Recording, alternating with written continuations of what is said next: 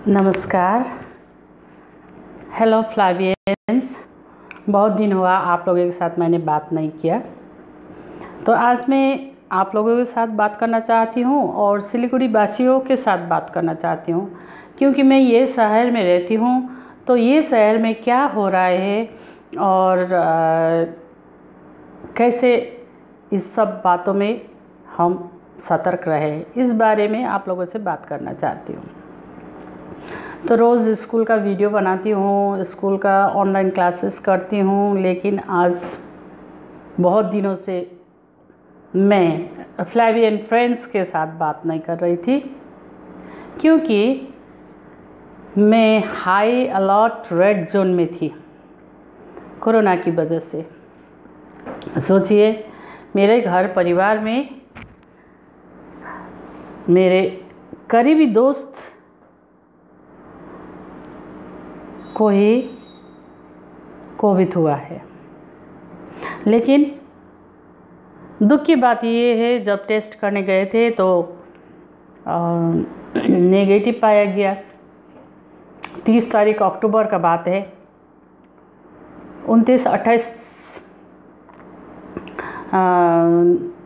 30 तारीख सितंबर का बात है, और 28-29 सितंबर से ही उनको थोड़ा बुखार था, पर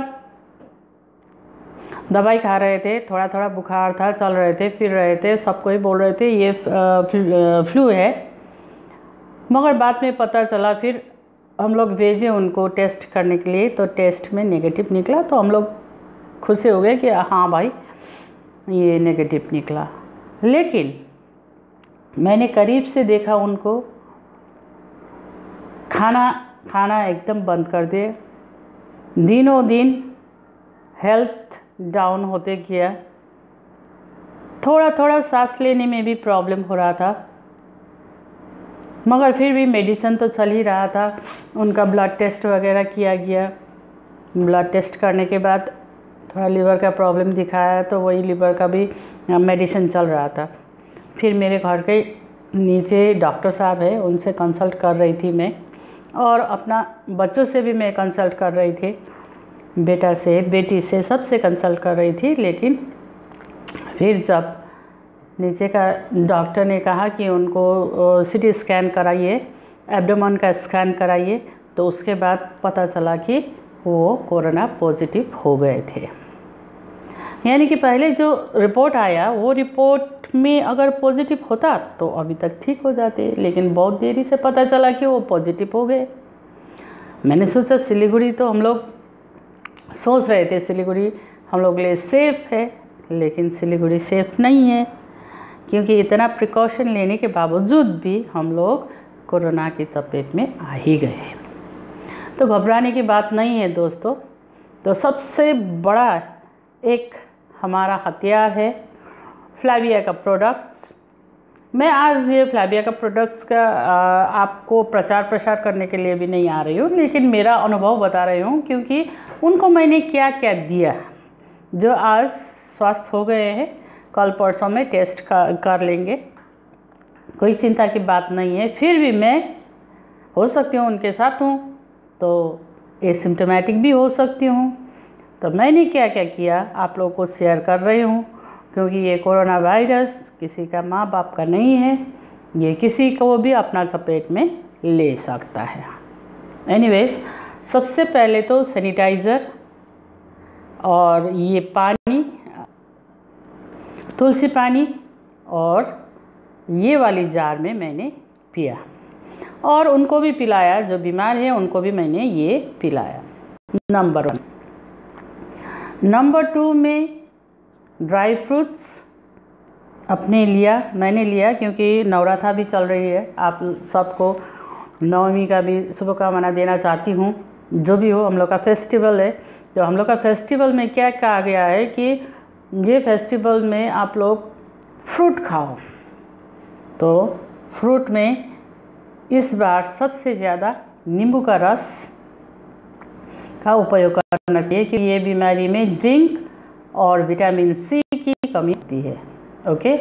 उसके बाद आज तक मैं सिलीगुड़ी में, मेरा घर में फ्लास्क नहीं था, हॉट जार नहीं था, मैंने ये भी लाया, फ्लास्क और हॉट जार लाया, क्योंकि गर्म पानी पीना ज़रूरी है। उसके बाद मैंने क्या किया कि मेडिसिन तो दिया ही, मैं बाद में बताऊंगी। उसके साथ साथ मैंने क्या दिया, डाइबोकेयर, थोड़ा डाइबोप्रोटीन दिया।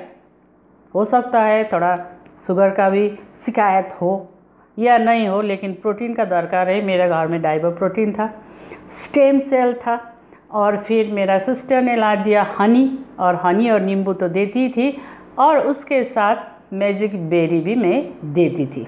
ओके, तो ये खाने के बाद फिर और दूसरा बात क्या है कि ये मास्क लगाना ज़रूरी है। फ्लेविया का भी मास्क है, लेकिन मेरा होममेड भी मास्क मैंने बनाया। तो इस तरह से मैं मास्क लगा के दिन भर उनके साथ मेडिसिन देना, खाना देना सब करती हूँ। फिर सोचती हूँ अरे बाप रे, कितना पीपी किट का ज़रूरत है, ये सब है, लेकिन मैं तो घर में बैठ के इस तरह से एक मास्क और सैनिटाइज़र के हेल्प से उनको ठीक करने का कोशिश कर रही हूँ। तो इसको मैं कैसे सैनिटाइज़ करती हूँ ये भी मैं दिखाती हूँ। मास्क को मैं ये कपूर, दिया जलाने वाला जो कपूर होता है, मास्क सबको यूज़ करने के बाद, धोने के बाद एक डब्बा में डाल देती हूँ और ये कपूर डाल देती हूँ, तो सुगंध भी आता है और ये सैनिटाइज भी हो जाता है। ओके, उसके बाद मैंने ये गिलोय लगा के रखा है अपना गमला में। तो इसका थोड़ा सा टुकड़ा लेके और इसके साथ साथ दालचीनी, लौंग डाल के काढ़ा बनाती हूँ, और वो काढ़ा भी मैं भी पीती हूँ और उनको भी पिलाती हूँ। साथ ही साथ तुलसी भी मेरे पास है, और ये तुलसी का भी पत्ता मैं डाल लेती हूँ, दालचीनी का पत्ता डाल लेती हूँ। इसी तरह अब ये बीमारी में क्या होता है, खाने मन नहीं लगता, भूख नहीं लगता, दवाई तो दे रही हूँ, सब कुछ दे रही हूँ ज़बरदस्ती, मगर भूख नहीं लगता। तब जब भूख नहीं लगता तो क्या करना चाहिए, पुदीना, टमाटर और पुदीना का चटनी बनाना चाहिए, और झाल नहीं देके अथवा मिर्चा नहीं देके उसमें क्या देना चाहिए, मरीच का धुला देके बनाती हूँ। और हम लोग का पहाड़ में होता है चिंगपिंग और टिम्बुर बोलते हैं, और टिम्बुर का चटनी पीस के टमाटर के साथ और मिर्चा के बदले में क्या देती हूँ, मरीच का धुला देती हूँ।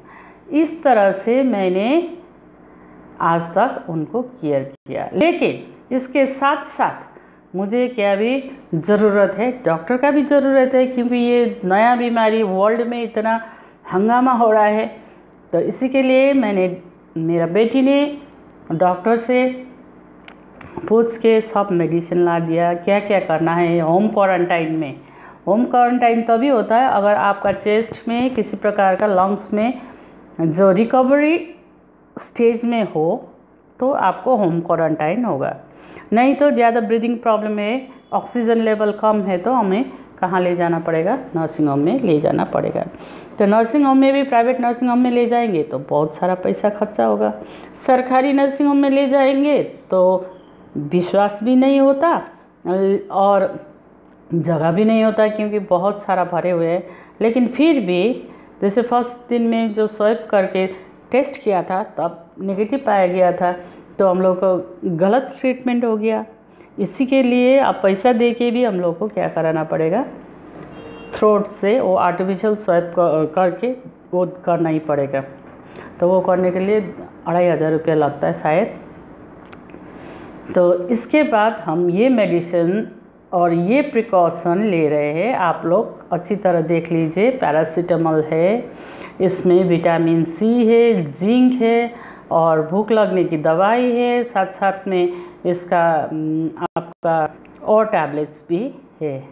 9 टैबलेट्स आपको लेना पड़ेगा। ये सब डिटेल्स यहाँ दिया गया है। 9 टैबलेट्स होम क्वारंटाइन में क्या क्या होता है। और रूम अलग, अगर होम क्वारंटाइन में रखना है तो रूम अलग होना चाहिए, बाथरूम अलग होना चाहिए, उनका टॉवल अलग होना चाहिए, और खाने पीने का बर्तन अलग होना चाहिए।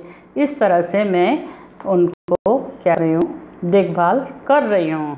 लेकिन यही मैं बोल रही हूँ कि ईश्वर का कृपा है, अभी तक मैं ठीक हूँ, पता नहीं कल क्या होगा ये मुझे मालूम नहीं है, लेकिन आज के लिए मैं आप लोगों को मैंने क्या क्या किया वो बताना चाहती हूँ, क्योंकि अभी तक मैं ठीक हूँ।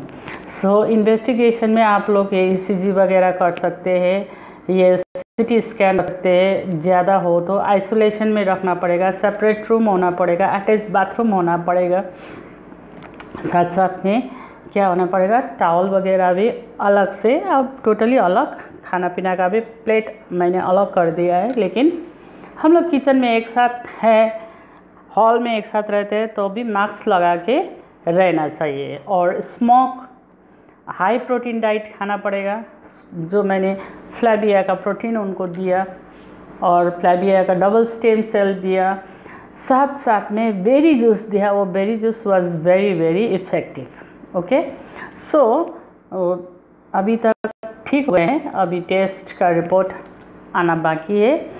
तो मैं आशा करती हूँ ये जो वीडियो मैंने बनाया ये आप लोगों के लिए काम आएगा, और आप लोग एक बार फिर देख सकते हैं क्या क्या चीज़, कौन सा मेडिसिन भी मैंने दिया और वो मेडिसिन कितना कारगर साबित हुआ। ये तो वैक्सीन नहीं है, कुछ नहीं, ये सब डॉक्टर्स ने सलाह मशवरा करके, रिसर्च करके ये सब मेडिसिन दे रहे हैं जो कारगर साबित हो रहा है।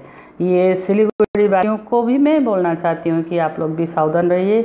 पूजा आ रहा है, पूजा में जाना ज़रूरी है, पूजा करना ज़रूरी है। मैं भी कर रही हूँ, मैं व्रत लेती हूँ 9 दिन का, 8 दिन का मैं व्रत लेती हूँ। 8 दिन के बाद अपना कंजगा करके पूजा समाप्त करती हूँ, क्योंकि ये शक्ति का पूजा है। फर्स्ट दिन का पूजा जो होता है वो हेल्थ के लिए होता है।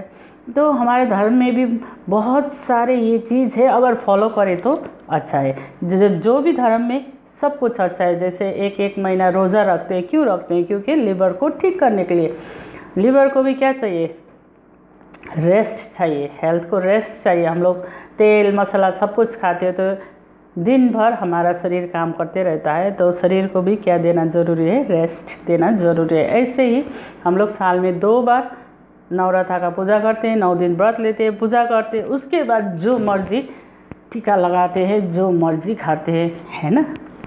तो आपको भी मेरा यही सलाह है कि आप लोग भी ये चीज़ ले सकते हैं। मैंने जो लिया और मैं जो दे रही हूँ, ये सब मेडिसिन का ज्ञान रखिए, क्योंकि पता नहीं ये कोरोना किस किस को खा जाए और किस किस को ये चपेट में ले ले। एनीवेज, और किसी को नहीं ले। मैं चाहती हूँ कि आप लोग सब सुस्वस्थ रहे और फेस्टिवल अच्छा से सेलिब्रेट करें। हैप्पी नवरात्रा।